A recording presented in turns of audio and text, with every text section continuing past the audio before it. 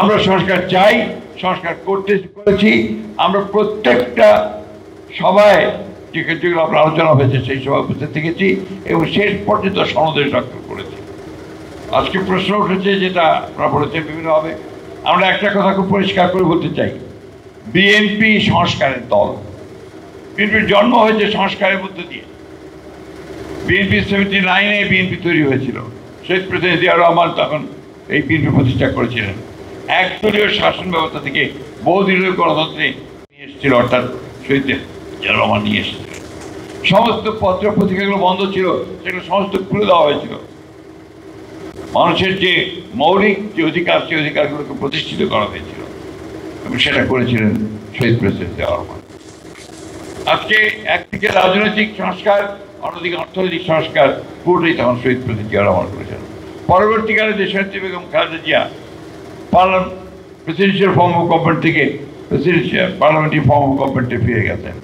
আরও পরে তিনি কেয়ারটেকার গভর্নমেন্ট সিস্টেম আমরা প্রথম দিকে না মানলেও উনি কিন্তু একটা নির্বাচন করে 2/3 মেজরিটি নিয়ে এসে এই কেয়ারটেকার গভর্নমেন্ট সরকার পাশ করে উনি কিন্তু সেটা সংবিধানে অন্তর্ভুক্ত করেছিলেন এবং সেই কেয়ারটেকার গভর্নমেন্টের অধীনে 4টি গ্রহণযোগ্য নির্বাচন অনুষ্ঠিত হয়েছে।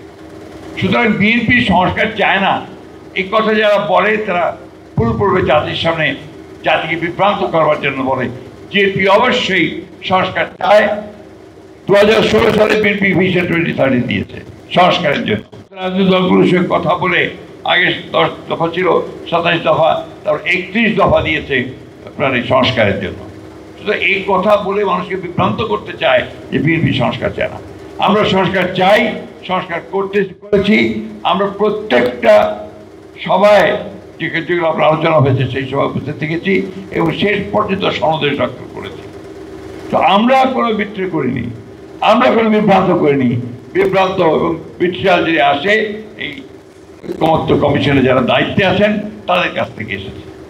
সুতরাং এ ব্যাপারে আমাদের বক্তব্য খুব পরিষ্কার যে সংস্কারগুলো আমরা একমত হয়েছি, সেই সংস্কারগুলো অবশ্যই আমরা একমত আছি এবং সামনে ভবিষ্যতের দিনেও সেগুলি আমরা ইমপ্লিমেন্ট করবো যদি আমরা ক্ষমতায় আসি।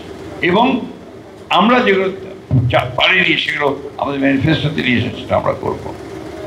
আমি খুব পরিষ্কারভাবে বলতে চাই, আমরা নির্বাচন করতে চাই এবং আমরা 2026 সালের যে ফেব্রুয়ারি মাসে অন্তর্বর্তীকালীন সরকারের প্রধান উপদেষ্টা যে ঘোষণা দিয়েছেন সেই ঘোষণার সঙ্গে একমত হয়ে আমরা নির্বাচন চাই।